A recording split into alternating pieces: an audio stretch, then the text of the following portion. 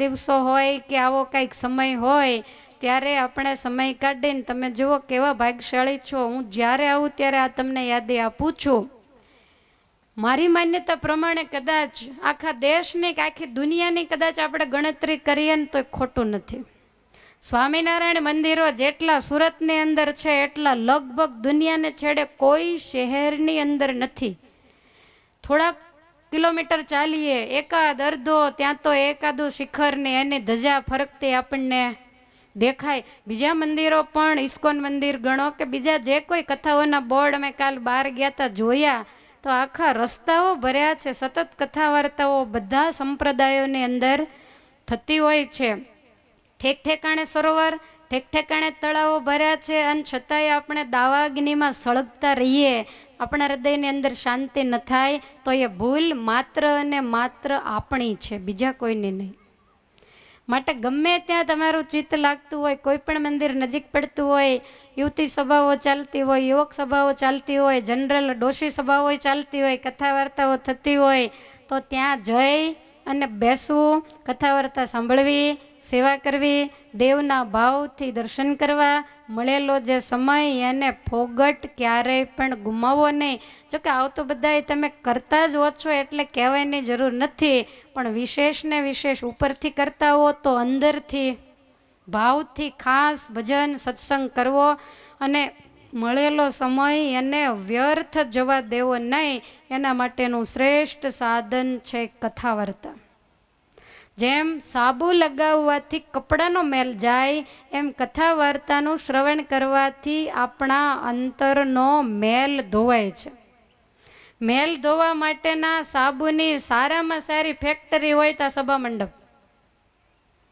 પણ ધ્યાન રાખીને જો કથાનું શ્રવણ કરે તો શતાનંદ સ્વામીનો ઈશક એવો છે કે આ ગ્રંથનું શ્રવણ કરનાર જીવાત્માના જન્મ અને મરણ એ કાયમને માટે ભાવ ભટકણ એના ટળી જાય. ભગવાનના લીલા ચરિત્રો છે એ તો ઔષધિ છે. ઘણા એમ કહેતા હોય કે બધી કથામાં એકની જ એક વાત આવે, પણ જ્યારે જે વ્યક્તિ બીમાર પડે, તમને તાવ આવે તો દવા તો એની જ હોય. તમે એમ કહો સાહેબ પહેલી વાર આવી તો એ જ દીધી હતી, એના બીજી વાર એ પણ તમારો રોગ એકનો એક જ છે તો દવા કેવી રીતે બદલવી? એમ આટલી તમે દવાઓ લ્યો છો છતાંય હજી થોડોક અંદર રોગ દેખાય છે તો દવા એની જ આપી રહી. અને કાં તો કદાચ એવું પણ બને કે ઘણા દવાખાનેથી દવા લઈ જાય ને ઘરે જઈને એમને એમ રખડતી હોય, અંદર કાંઈક જાય અહીંયાથી ને અહીંયાથી. આ લોકો નીચે સરસ લોન હોય, ઉપર ગાદલા હોય, એની માથે વળી ઘણા આસન બિછાવ્યા હોય, ઊભા થાય ત્યારે ખંખેરીને ઝાપટીને થેલીમાં નાખીને ઉપડી જાય. કથા કેવી રીતે હારે આવે? માટે આ કથાને ખંખેરીને નહીં પણ સાથે લઈ જવાની. જેટલા સભા મંડપમાં ગયા ત્યાંથી આપણે ખંખેરીને જતા રહ્યા છીએ. તમને કદાચ એવું લાગતું હોય કે આપણે સત્સંગી છીએ, પણ જરૂર છીએ સુધારો કરવાની હજી ખૂબ જ જરૂર છે. અને એ જ્યારે સત્સંગી જીવન કહેશે, મારે નથી કહેવું, સત્સંગી જીવન બોલશે અને એ બોલશે ત્યારે તમને ખ્યાલ આવશે કે આપણે આટલું હજી કરવાની જરૂર છે. માટે અંત સમયની ઔષધિ જો ગણીએ તો એ ભગવાનની કથા છે, જેની નોંધ ભગવાન શ્રી હરિએ ગરડા પ્રથમના 3જા વચનામૃતમાં લીધી. મહારાજ કે ભગવાને જે અવતારે કરીને જે લીલા કરી હોય એને સંભાળી રાખવી. સાધુ, હરિભક્ત, બ્રહ્મચારી આ બધાને સંભાળી રાખવા. શા માટે? તો કે અંત સમયે કદાચ ઉત્સવ સમય યાદ આવી જાય તો એને યોગ્ય કરી અને ભગવાનની મૂર્તિ જો યાદ આવી જાય તો અંતે યામતી સા ગતિ, જે યાદ આવે એના જેવી એની ગતિ થાય. મહારાજ કે એટલા માટે મોટા ઉત્સવ સમયા કરીએ છીએ, હજારો અને લાખો હરિભક્તોને ભેગા કરીએ છીએ. નિષ્કુળાનંદ સ્વામી કે જેમ અન્ય લોક થાય ભેળા, એવા જાણશોમાં મેળા. આ કાંઈ મેળા નથી કે જ્યાં બધા ભેગા થતા હોય ખાઈને ખૂંદીને જતા રહે, એવા મેળા નથી. આ તો જીવનની આંતરિક શુદ્ધિ માટેના અખાડાઓ છે. વળી ભગવાન શ્રી હરિ કહે છે કે મનને મારવાનો ઉત્તમ જો કોઈ રાજયોગ હોય તો એ પણ કથા વાર્તા છે. આપણાથી બધા થરથર ધ્રુજતા હોય, આપણે બહાર નીકળીએ તો પાડોશી અંદર ઘૂસી જાય એવા આપણે આકરા હોઈએ, પણ આપણે આપણા મનને મારી શકતા નથી, તો એને મારવાનો ઉત્તમ રાજયોગ એટલે આ ભગવાનની કથા. ભગવાન શ્રી હરિ કાર્યાણીના 12મા વચનામૃતમાં કહે છે, વ્રત તપ ઓછા કરે પણ સમજણે કરી અને મનને જો કાબૂમાં રાખે તો એના જેવી ઉત્તમ રીત એકેય નથી. મહારાજ કે તમે એકલા બેસીને માનસી પૂજા કરતા હો, ધ્યાન કરતા હો, છતાંય તમારું મન ઠરીને બેસતું નહીં હોય, એવું ઠરીને આ કથા વાર્તાની અંદર બેસે. માળા કરવા બેસીએ ત્યારે કર માળા કરે ને મન ચાળા કરે, બેયનું કામ અલગ અલગ. મન એની રીતે દોડતું હોય, હાથ એની રીતે દોડતા હોય, બેરખોન માળા બે ગણાને ભેગા ફરતા હોય. અડધો કલાક કથા થાય તો કે મેં 200 માળા ફેરવી નાખી. થતી હશે 200 માળા? 200 માળા માટે પૂરી 4 કલાક જોઈએ. પણ આનો અર્થ એવો થાય કે આનું મન માળા નહોતું કરતું, ખાલી હાથ જ કરતા હતા. માટે આ કથા દ્વારા આપણે આપણા મનની પાસે માળા કરાવવાની છે, મનને સ્થિર કરાવવાનું છે, એને નિર્વિષય બનાવવા માટેનો જ આ દાખલો છે. મહાત્મ્યના લેખક શતાનંદ સ્વામી છે, પણ એની અંદર ડૂબકી મારું ત્યાર પહેલાં ઘડિયાળનો કાંટો 7 ઉપર પહોંચી ગયો છે. હવે તમે કયો એમ કરું? કયો તો રાતના 11:30 સુધી ખેંચી લો. બોલો, જો તમારે ઘરે જવું ન હોય, બધા ચોપાટીએ જમી આવવાના હોય, ઘરે હોય એ બધા, તો મને કોઈ વાંધો નથી, 11 વાગ્યા સુધી ખેંચી લઉં. પણ તમારે તો ઘડિયાળ સામે ધ્યાન હોય કે હવે મોડું થઈ ગયું છે, સાંજે વહેલા આવવાનું છે. તો અત્યારે તો આપણે સત્સંગી જીવનની અંદર એક જ શ્લોકમાં ડૂબકી મારી અને તરત જ બહાર નીકળી જઈએ છીએ. રાત્રિના સત્રમાં આપણે ગ્રંથની અંદર એનો જે મહાત્મય ભાગ છે, આ કથા બેસાડવાનું, કથા સાંભળવાનું, કથા કરવાનું મહાત્મય શું છે, એ તમામ વાત આપણા રાત્રિના સત્રમાં આવશે. તો અત્યારે આપણે કથાને વિરામ આપશું. બોલો સ્વામિનારાયણ ભગવાનની જય, હરે કૃષ્ણ મહારાજની જય, નારાયણ મુનિ દેવની જય. સ્વામિનારાયણ સ્વામિનારાયણ સ્વામિનારાયણ સ્વામિનારાયણ સ્વામિનારાયણ સ્વામિનારાયણ સ્વામિનારાયણ સ્વામિનારાયણ સ્વામિનારાયણ સ્વામિનારાયણ સ્વામિનારાયણ સ્વામિનારાયણ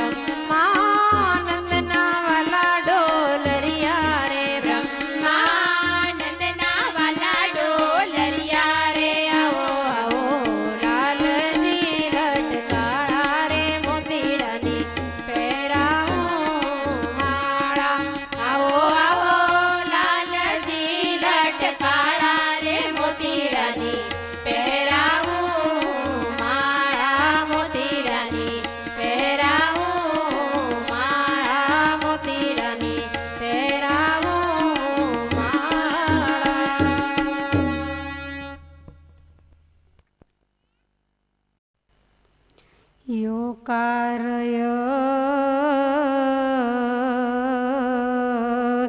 छतानंद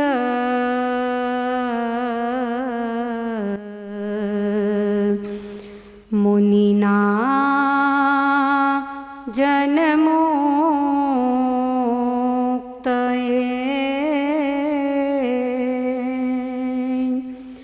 सत्संगी जीवन ग्रंथम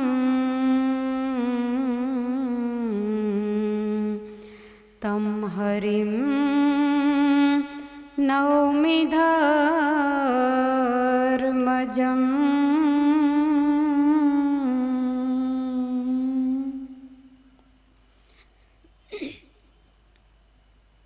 सर्वावतारी आराध्य इष्टदेव भगवान श्री स्वामीनारायण महाप्रभुना दिव्य लीला चरित्रोथी सबर भरेलो एवो मोक्ष ग्रंथ श्रीमद सत्संगी जीवन जेनी आज आपणे शुभ शुरुआत करी रह्या छीए।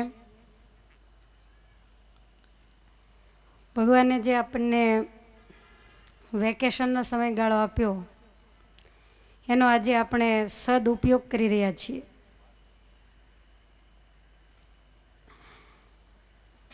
भगवान श्री हरिया अवनी उपर पधारी अने जीवात्माओना मोक्षने माटे जे जे दाखलो कर्यो छे आ ग्रंथ सांभळता आपणे एम थाय कि भगवाने जे दाखलो कर्यो एना उपर कदाच आपणे पाणी न फेरवीए।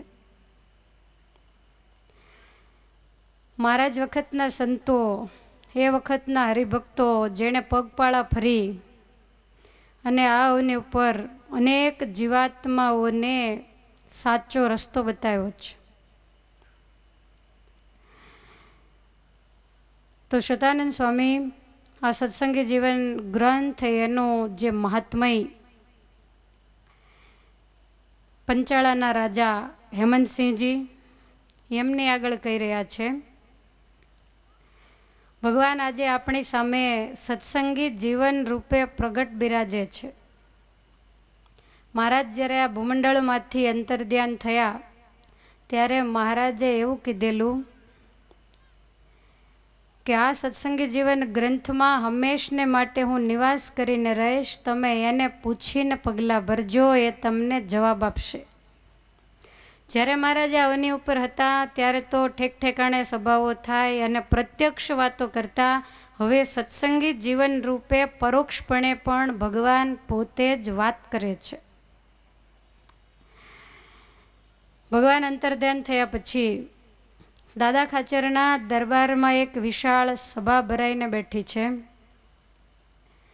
पहला सोपान में अपने कथानी अंदर आगळ वधी शक्या नथी एटले कांई विशेष वात नहीं लेता सीधा अपने कथाने शरू करशुं। शरूआत दादा खाचरना दरबारथी थाय छे अने आ सभानी अंदर बंने आचार्यो आदि आचार्य अयोध्याप्रसादजी महाराज ने आदि आचार्य श्री रघुवीरजी महाराज बन्ने बिराजे छे। भगवान अंतर्ध्यान थया पछीनी आ લીંબ તરુ नीचे पहली सभा छे जेनी अंदर गोपाळानंद स्वामी मुक्तानंद स्वामी आदि महामुक्त संतो पण बैठा छे। भगवान श्रीहरि स्वधाम सीधाव्या एनु सर्वे ने दुख छे। महाराज वगैरेनी सभा आजे बधाईने सूनी लागे छे। रघुवीरजी महाराजे प्रेम सखी प्रेमानंद स्वामी ने कह्यु कि भगवान ने कंईक दिव्य लीलाओ याद आवे एवं कंईक कीर्तन बोलो। अने ए वखते प्रेमानंद स्वामी पहलू वहेलू सजनी श्रीजी मुझने सांभळ्या आ कीर्तन बोलेला। 4 पदने सांभळ्या त्यां तो आखी सभामां बधानी आंखो आंसुडाओथी छलकाई गई। गोपाळानंद स्वामी एम लाग्यु के मामलो वधारे गंभीर बने त्यार पहेला कंईक हळवाश अनुभवाय तो सारूं। स्वामी आवो विचार करे ने ए ज वखते आ सत्संगी जीवन ग्रंथना जे लेखक शतानंद मुनि सभानी अंदर पधार्या। संतोए स्वागत कर्युं। शतानंद स्वामीने आसन आप्युं। સ્વામી બેઠા. બંને આચાર્યોએ શતાનંદ સ્વામીને કહ્યું કે સ્વામી, મહારાજ ધામમાં ગયા ત્યાર પછીની આ પહેલી સભા છે. સભાની અંદર અતિ ગમગીની છવાયેલી છે, તો બધાને થોડો આનંદ થાય, આ દુઃખમાંથી બહાર આવે એવા કંઈક ભગવાનના લીલા ચરિત્રો સંભળાવો. બંને આચાર્યો કહે છે કે હે સ્વામી, તમ વયમ શ્રોતુમ ઈચ્છામો ભવત પુરુ મેદ સહ યદત્ર જન્મ સાફલ્યમ કથાનામ શ્રવણાદ હરે. ભગવાનની કથાનું શ્રવણ કરવાથી મનુષ્ય જન્મ સફળ બને છે. ભગવાનની કથા સાંભળવી એ પણ દુર્લભ અવસર છે. ભાગવતજીમાં વાત આવે છે કે જ્યારે પરીક્ષિત મહારાજાને શાપ થયો કે સર્પદંશથી 7 દિવસમાં તમારું મૃત્યુ થશે. પરીક્ષિત મહારાજા જન્મે જઈને રાજ્ય સોંપી ગંગાજીના કિનારે આવી તમામ ઋષિમુનિઓને કહે છે કે 7 દિવસમાં મારું મૃત્યુ છે, તો મને મોક્ષ સુધારવાનો ઉપાય બતાવો. મારી આખી જિંદગી હું હારી ગયો, માત્ર હવે 7 જ દિવસ બાકી રહ્યા છે. તો એવા સમયે વ્યાસપુત્ર સુખદેવજી મહારાજે આવી અને ભાગવત સંભળાવવાની શરૂઆત કરી. સ્વર્ગના દેવતાઓને ખબર પડી એટલે દેવતાઓ અમૃતનો કુંભ લઈને આવ્યા.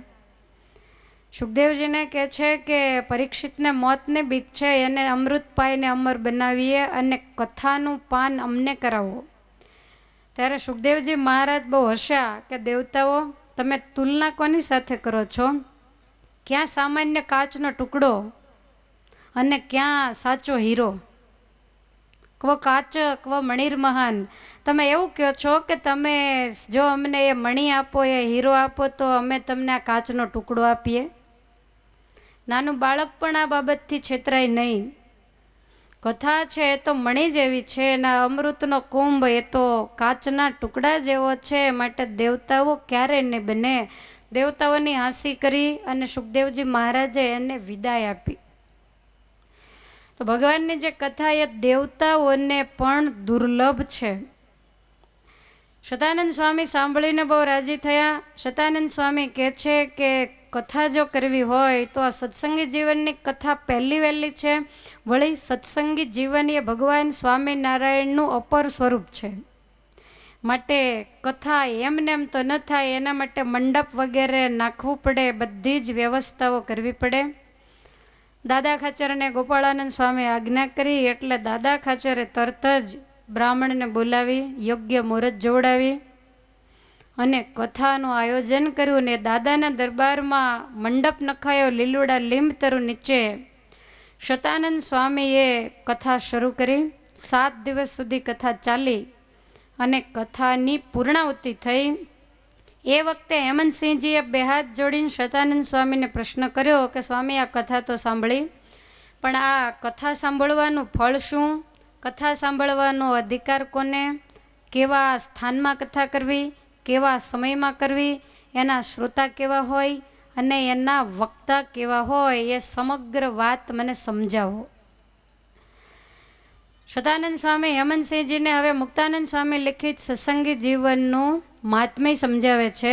અને મહાત્મય સમજાવતા શતાનંદ સ્વામી એમ કહે છે કે સાધુ પુષ્ટમ ત્વયા રાજન સર્વ પ્રાણી તાવહમ. સાધુ પુષ્ટમ ત્વયા રાજન સર્વ પ્રાણી તાવહમ. સાધુ પુષ્ટમ ત્વયા રાજન સર્વ પ્રાણી તાવહમ. સાધુ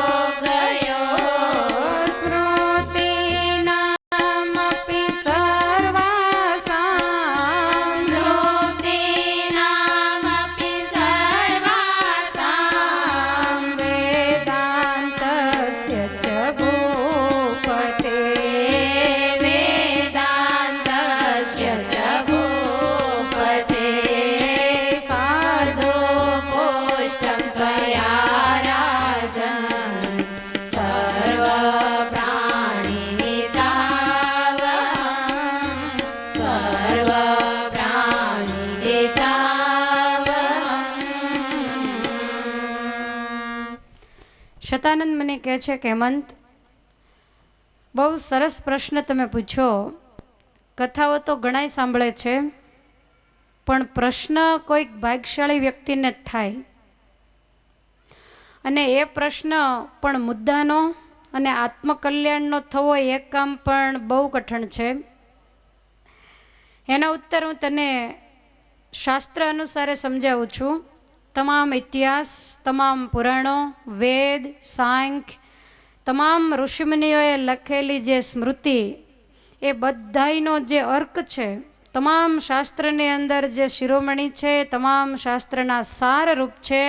અને વળી ભવભીતિ નિવર્તનમ, જે ભવભીતિ એટલે જન્મ અને મરણ, જે કથા જન્મ અને મરણમાંથી મુક્તિ અપાવનારી છે, એ દિવ્ય કથાનું હું તને શ્રવણ કરાવું છું. ભગવાન અંતર્ધ્યાન થયા ત્યાર પછી ગ્રંથ રૂપે આ ચરિત્ર રૂપી નૌકાએ કરીને જ મુમુક્ષુઓ ભવસાગરને તરી શકે છે. એક બાજુ ખૂણે બેસી અને અખંડ કદાચ ભગવાનનું નામ લે તો એણે કરીને જે જ્ઞાન ન થાય એ જ્ઞાન એકાદ કલાક કથા વાર્તામાં જઈને બેસે, સંત સમાગમ કરે તો એણે કરીને જીવાત્માઓને થાય છે. અને હે રાજા, શાસ્ત્રો તો આ દુનિયામાં ગણાય છે, પણ સર્વશાસ્ત્ર શિરોમણી તમામ શાસ્ત્રના અર્કરૂપ જો કોઈ ગ્રંથ હોય તો એ સત્સંગી જીવન છે. કોઈકની અંદર લીલાઓ આવે, કોઈકની અંદર મોટા મોટા આખ્યાનો આવે, કોઈમાં વળી કંઈક ઉપદેશની વાતો આવે. જ્યારે સર્વનો સમન્વય જો હોય તો એ આ સત્સંગી જીવનની અંદર છે. તમામ શ્લોકો આના જીવનમાં ઉતારવા જેવા છે. આપણે ભાગવતનું શ્રવણ કરતા હોઈએ તો એમાં અમુક અમુક કથાઓ આવે કે ખાલી સાંભળી પછી એને છોડી દેવાની હોય. હિરણ્યકશિપુએ કર્યું, કંસે કર્યું, રાવણે કર્યું, એવું આપણે કરવાનું ન હોય. જ્યારે સત્સંગી જીવન ગ્રંથ એવો છે કે અંદરથી બધું જ લેવાનું છે. દાખલા તરીકે આપણે મીઠાઈ જમતા હોઈએ, પેંડો ખાતા હોઈએ તો એમાંથી છાલ, ગોટલો, ઠળીઓ કોઈ વસ્તુ ન નીકળે, એને આખે આખો જમી જવાનો હોય. અને કેરી ખાતા હોઈએ તો એને ઉપરનું કાઢી નાખવાનું, અંદરનું કાઢી નાખવાનું, જાળવી જાળવીને વચલું ખાવાનું. હવે તો વળી આ બધી અલગ કેરીઓ આવી ગઈ. પહેલાંના સમયમાં દેશી કેરી હતી, તો કેરી જેમાં પછી સળી લઈને બેસવું પડે કેટલી વાર સુધી, દાંત સાફ કરવા, બધું અંદર ઘૂસી જાય.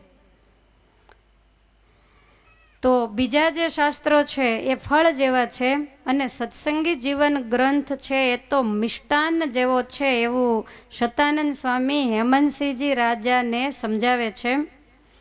બ્રહ્માદિક દેવતાઓ, માયા, પરબ્રહ્મ, જીવ, આ તમામ વિષયનું જે અજ્ઞાન, એનો નાશ કરવામાં આ કથા સૂર્ય સમાન છે.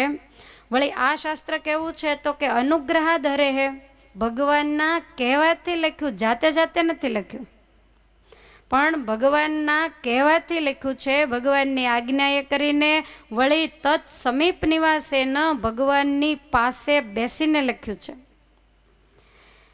કૃતમ ક્ષોણીપતે મયા, મેં આ ગ્રંથ ભગવાનની પાસે બેસીને બનાવ્યો છે. તમે બધાએ ગઢપુર દર્શન કર્યા છે, તો સત્સંગ જીવન ગ્રંથ ક્યાં લખ્યો એની તમને ખબર જ હશે.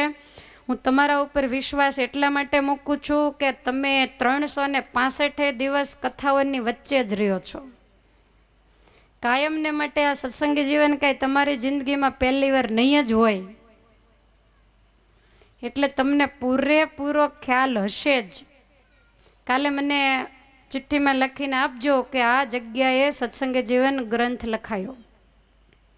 આપણે કેવા દર્શન કરીએ છીએ આ જ્યારે કથા સાંભળીએ ને ત્યારે આપણને ખ્યાલ આવે. તો ભગવાન શ્રી હરિની પાસે બેસી અને આ ગ્રંથ લખવામાં આવ્યો છે. વળી એતન્મત્તો હરિશ્રુત્વા, ભગવાને મારી પાસેથી હે રાજા આ ગ્રંથને સાંભળ્યો છે, અને સાંભળ્યા પછી એવું કહ્યું કે રમણીયમિદમ શાસ્ત્રમ સર્વશાસ્ત્ર શિરોમણી, આ ગ્રંથ અતિ રમણીય છે, તમામ શાસ્ત્રોનો શિરોમણી છે. શતાનંદ સ્વામી દિવસે સત્સંગ જીવન લખે, સાંજે જેટલા અધ્યાય લખાય એ પાના બધાએ મહારાજની પાસે લઈ જવાના. પછી મહારાજ કે તમે સ્વામી વાંચો, એટલે શતાનંદ સ્વામી વાંચે, એ પાના ઉપર મહારાજ સાઇન કરે સ્વામી બરોબર છે. ક્યાંય પણ ભૂલ હોય તો મહારાજ ભૂલ બતાવે. એક એક અક્ષર ભગવાનના શ્રવણ તળે પ્રસાદીનો થયેલો આ ગ્રંથ છે. વળી બતાવ્યું છે કે આ ગ્રંથ કેવો છે તો ધર્મ, જ્ઞાન, વૈરાગ્ય, ભક્તિ આપણામાં બધું જ છે. ધર્મ છે, જ્ઞાન છે, ભક્તિ છે, પણ એ બધું સુષુપ્તિ અવસ્થામાં બધું સૂતેલું છે. એને જગાડવા માટે આ ગ્રંથ અતિ ઉપયોગી છે. કોઈ એવું ન માને કે કોઈની અંદર સંસ્કાર ન હોય. સંસ્કાર તો હોય, પણ એ સુષુપ્તિમાં હોય, સૂતેલા હોય. તમે બરોબર જાગતા હો અને દરવાજે જ બેઠા હો તો ચોરની તાકાત નથી કે ચોરી કરીને નીકળી જાય. પણ તમે બરાબર થાક્યા હો અને ઘસઘસાટ ઊંઘતા હો તો ચોર ચોરી કરીને જતો રહે એની તમને ખબર ન પડે. એમ આપણે અત્યારે દ્વિધામાં જીવીએ છીએ, નથી જાગતા કે નથી સૂતેલા. અને એ પરિસ્થિતિમાં જીવતા હોવાથી આ ગ્રંથ બતાવે છે કે કામ, ક્રોધ, લોભ આ બધા અંતરશત્રુ આંટો મારીને વયા જાય તો આપણને ખબર પણ હોતી નથી. સંતોના દર્શન શરૂ થઈ ગયા. રામપુરા મંદિરેથી યજમાનોના આમંત્રણને માન આપીને સાંખ્યોગી હંસાબેન પધાર્યા છે. એક વખત જોરદાર તાળીઓથી આપણે એમનું અભિવાદન કરશું. હંસાબેન આવ્યા એટલે તમારે તો એમ જ માનવાનું કે નારાયણ મુનિ દેવ આવ્યા એના પ્રતિનિધિ છે.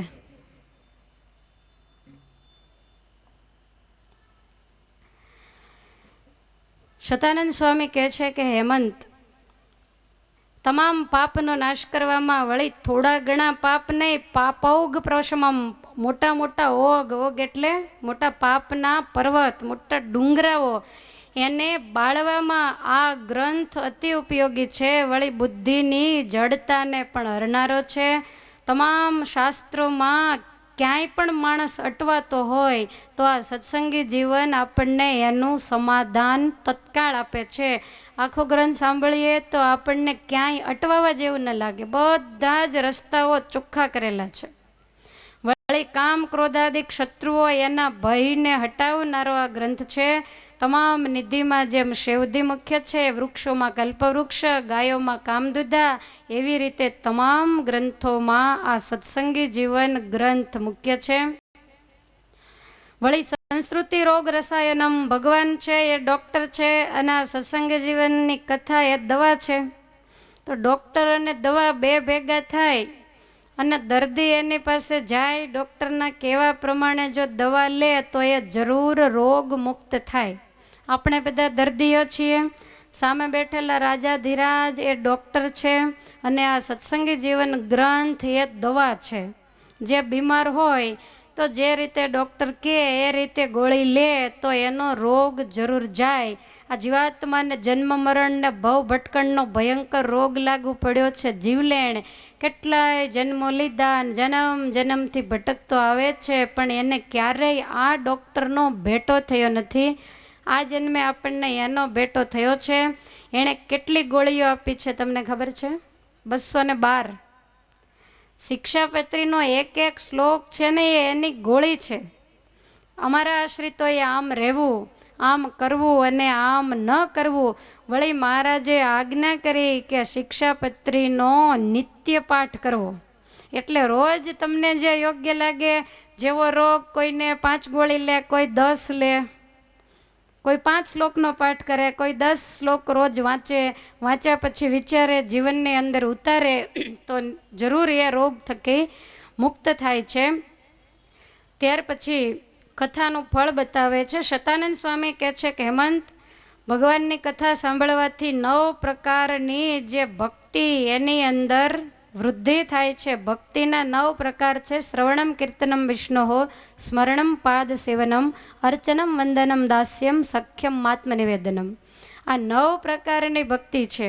અને 9 પ્રકારની ભક્તિ જ્યારે જીવાત્મા કરે ત્યારે એની અંદર 10મા પ્રકારની પ્રેમ લક્ષણા ભક્તિ એના હૃદયમાં જાગૃત થાય છે. પણ આ બધાયનો પાયો જો કોઈ હોય તો એ છે શ્રવણ ભક્તિ. ભગવાન પંપા સરોવર જ્યારે પધાર્યા ત્યારે શબરીને ઉદ્દેશીને એ જ કહ્યું, પ્રથમ ભક્તિ સંતનકર સંગા અને દૂસરી ભક્તિ મમ કથા પ્રસંગા. ભગવાનની કથા સાંભળવી એ સર્વ કરતાં શ્રેષ્ઠ ભક્તિ છે. આચાર્ય ચૂડામણી વિહારી લાલજી મહારાજ પણ એવું કહે છે કે કથા સુણે તે અનાદિ ભક્તિ, તેથી વધે છે નવધાની વિક્તિ. હતા જનો જે જગમાં કુકર્મી, કથા સુણ્યાથી જ થયા સુધર્મી. જેટલા કુકર્મ કરનારા લોકો હતા તો એ બધાય કઈ એક બાજુ બેસીને માળા ફેરવવાથી સુધર્મી નથી થયા, અથવા તો એની પાસે કઈ વ્રત ઉપવાસો કરાવીને એને ધર્મવાળા નથી બનાવ્યા. એને ઉપદેશ આપી અને આપણા સંતોએ એને કુકર્મ મુકાવી અને એને ધર્મવાળા બનાવ્યા છે. સંપ્રદાયની અંદર તમે તપાસ કરો તો ખ્યાલ આવે. આપણે આગે જવાની તો કાંઈ જરૂર નથી. આપણી બાજુમાં જ વડતાલના જોબન પગી, તો એને સુધારનારું કોણ? મહારાજ મુક્તાનંદ સ્વામીને કે સ્વામી તમે વડતાલ જાઓ અને તમે કંઈક ઉપદેશ આપો તો જોબન પગીને કાંઈક જરાક અડે અને સુધારો થાય. તમારાથી ન થાય તો અમે તો બેઠા જ છીએ. અને રોગ લાગુ પડ્યા પછી લોકો સીધા મોટી હોસ્પિટલમાં નથી જતા. પહેલાં તો કંઈક ઘરગથ્થુ ઉપચાર કરે, પછી વળી કંઈક નાની સૂની દવાઓ લે અને પછી જ રિપોર્ટ કરાવે. મહારાજ કે તો પછી અમે રિપોર્ટ કે કાંઈ ઓપરેશન જે કરવું પડે એ જોબન પગીનું કરશું, પણ પહેલાં તમે જરાક નાડી વહી દેતા મુક્તાનંદ સ્વામી. તમે જરાક નાડી જોઈ જુઓ, તમારાથી મટાય એમ હોય તો તમે મટાડો. એટલે મુક્તાનંદ સ્વામીએ જોબન પગીને ઉપદેશ આપેલો અને પછી એ મહારાજના આશ્રિત થયા. દાદા ખાચરના સસરા નાગપાળ વરુ મોટું જબ્બર માટલું ભરી અને અંદર જનોઈઓ રાખેલી. પછી મહારાજને કહે છે કે આટલે તો મેં બ્રાહ્મણોને માર્યા છે, આનાથી મોટું પાપ કયું હોય? જોબન પગી તો 5 હાથ ઊંચા હતા, છતાંય એના કરતાં એક મુઠ્ઠી જેટલી ઊંચી મોટી કોઠી હતી. કોઠીની અંદર કોઈને મારે, કંઈ ચોરી કરે, કંઈ કુકર્મ કરે એટલે એક કાંકરો નાખે અને એ કોઠી છલોછલ ભરાઈ ગઈ. આ કાંઈ ઓછા પાપના પર્વત કહેવાય? આ તો સ્વામિનારાયણ ભગવાને શસ્ત્રે સમાધાન નથી કર્યું, એણે ઉપદેશે સમાધાન કર્યું. બાકી બીજા અવતારોમાં હું એવું માનું છું કે એ રાવણને કંસને સારા કેવડાવે એવા કર્મ જોબન પગીના હતા. ભગવાને ઘડીના 6ઠા ભાગમાં એના તમામ કર્મ બાળી મુક્તની પંક્તિમાં બેસાડ્યા. આજ સવારે જાગીએ ને એમ થાય કે વડતાલના જોબન પગી આમ જો જરીક બોલાઈ જાય તો આપણો દિવસ ધન્ય બની જાય. એવા મહામુક્ત એને બનાવ્યા. સ્વામિનારાયણ ભગવાનની સર્વોપરિતા છે. અને આ બધું સંત સમાગમે કરી અને કથા વાર્તાના યોગે કરીને થયું છે. એ નાગપાળ વરુને દાદા ખાચરના મંડપમાં ચોરી માર્યા વચ્ચે વર્તમાન ધરાવી અને સ્વામિનારાયણ ભગવાને જ્યારે પાણી મુકાયું ને તેથી ભટવદરની ધરતી ખદખદવા માંડી હતી.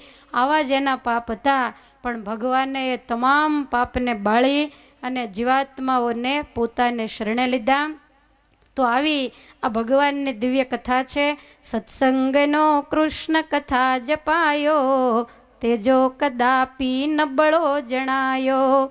સત્સંગ રૂપી શુભ તે હવેલી, પડી જવાની ગણવી વહેલી. નિત્ય કથાનો યોગ ન હોય તો જેદી તેદી સત્સંગમાંથી પડી જતા, બીજાના અવગુણ અભાવ આવું બધું આવતા, બીજાના અપમાન કરતા જરાય વાર લાગે નહીં. માટે કથા વાર્તાનો યોગ હોય. તમે લોકો તો મંદિરે જતા જશો, સાંભળતા હશો. અત્યારે તો મહારાજે બહુ મહેર કરી છે. કેસેટોના માધ્યમથી આપણે સૂઈ જઈએ પણ કેસેટ તો બોલતી જ હોય. પછી જાગીએ ત્યારે બંધ કરીએ. પહેલાં તો કલાકની આવતી, કલાકે બંધ થાય ને હવે તો બંધ થવા પણ જ નહીં, 35 કલાક ચાલ્યા કરે એક ધારી. એટલે આવો સરસ મજાનો સુયોગ આપ્યો છે. એવો નિયમ જરૂર રાખવો. દેવ મંદિર નજીક હોય, કથા વાર્તા થતી હોય તો કલાક જઈને બેસવું. ને કદાચ વ્યવહારની અંદર છો, કંઈ ગૂંચવણ આવે અને દેવ મંદિરે કદાચ કથામાં ન બેસાયું હોય તો ઘેર બેઠા કેસેટોના માધ્યમથી પણ કથાનું શ્રવણ જરૂર કરવું. અને હવે તો ટીવી ઉપર એવી ચેનલો આવે જેમાં 24 કલાક કથા વાર્તાઓ આવતી હોય, પણ એ ચેનલ આપણે ખોલીએ તો ને, બીજું જોવામાંથી જ્યારે નવરા પડીએ ત્યારે એ ચેનલ ખોલીએ ને, આપણને સાવ બેઠા બેઠા બોલ કરે એની કરતાં નાચતા બોલે એ બહુ ગમે. હવે તમે કથા ખોલો એટલે વક્તા તો કાંઈ ઠેકડા ન જ મારતા હોય, બિચારા વ્યાસપીઠ ઉપર બેઠા હોય તો આપણને એમ થાય કે બેઠા એની સામે શું જોઈ રહ્યું, આની કરતાં કાંઈક નાચતા હોય તો સારું. પછી આપણે નાચવા વાળાને કાઢીએ અને એ જોતા હોઈએ છીએ. તો આવી આ ભગવાનની દિવ્ય કથા એ સત્સંગનો પાયો છે. ને જે દિવસે તમને કથા વાર્તામાં કંટાળો આવ્યો એટલે કોઈને નહીં પૂછવાનું, નક્કી કરી લેવાનું કે હવે મારી પડતીના દિવસો સત્સંગમાં આવી ગયા. બાકી સમાજમાં તમે ગમે એટલા મોટા હો, શ્રીમંત હો, પાંચમાં પૂછાતા હો, પણ કથામાં અભાવ આવ્યો એટલે સમજી લેવાનું બધે મોટા રહેશું, બાકી સત્સંગના માર્ગેથી પડી જશું. ગમે એવું મોટું બિલ્ડિંગ બનતું હોય પણ એને સીધું જમીન ઉપરથી લેવામાં આવે તો એ લાંબુ ટકે ખરું? એ હળવો આંચકો ખમે નહીં. જુઓ ને આપણે કેટલાય આંચકા આવ્યા તો એ ક્યાં કોઈનું પડ્યું છે? કારણ કે પાયા મજબૂત છે. એમ જીવનની અંદર સત્સંગનો પાયો મજબૂત રાખવો હોય તો ભગવાનની કથાનો યોગ કાયમને માટે રાખવો. કથાનું ક્યારેય એમ ન થવું જોઈએ કાં તો હવે બહુ સાંભળીએ એમ. જન્મ્યા ત્યારથી જમીએ છીએ કોઈ દી એમ થાય છે કે રોજ ભાખરી ખાધી હવે બંધ કરી દેવી, 2 મહિના બિલકુલ ઘઉં બંધ. હા, ડૉક્ટર કે એને બંધ કર્યા હોય તો વસ્તુ જુદી છે, બાકી એનો અભાવ આપણને ક્યારેય નથી આવતો. તો એને કરી અનાજે કરીને દેહનું પોષણ થાય, સત્સંગ કથા વાર્તા કરીને આપણા આત્માનું પોષણ થાય. આત્મા દિવસે દિવસે બળિયો બને છે. સંસાર છે, વ્યવહાર છે, અનેક પ્રકારની મૂંઝવણો આવતી હોય, કથા વાર્તામાંથી એ મૂંઝવણોના સમાધાન આપણને આપણી મેળે મળી જતા હોય છે. ક્યારેક કંટાળી ગયા હોય તો એમ થાય કે આ બધું મૂકીને જતું રહેવું પડે, અને એ વખતે કથા ચાલુ કરો ને કંઈક એવી વાત આવે તો એટલી હૃદયની અંદર શાંતિ થઈ જાય. માટે જીવનમાં કથા વાર્તા સત્સંગ એ અતિશય ઉપયોગી છે. માણસનું જ્યારે મૃત્યુ નજીક આવે ત્યારે જમવાનું છૂટી જાય, એમ સત્સંગમાંથી પડવાનું થાય ત્યારે ધીમે ધીમે કૃષ્ણ કથા તજાય. વળી નિષ્કુળાનંદ સ્વામીએ પણ ભક્ત ચિંતામણીની અંદર કથાનો મહિમા ગાતા એવું લખ્યું છે કે પૂર્ણ પુરુષોત્તમની કીર્તિ ઉત્તમ કહો કથી. પૂર્ણ પુરુષોત્તમ દીપચંદી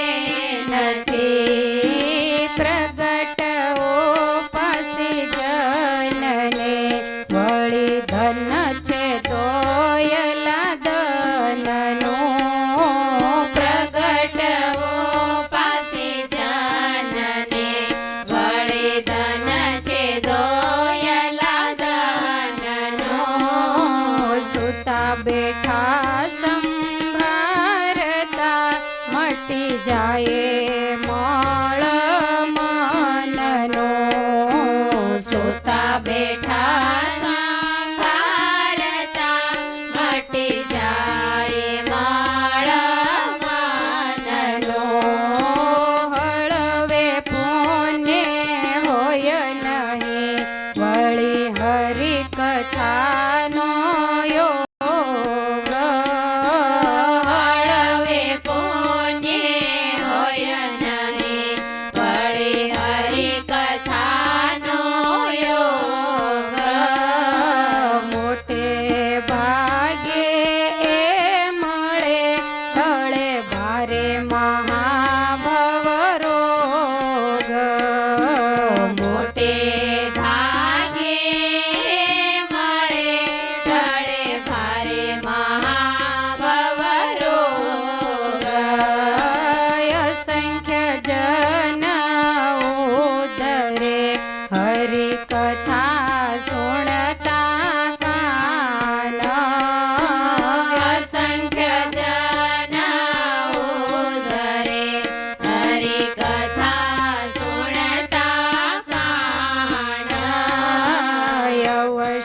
કરવો એ જ છે નર નારીને નિદાન.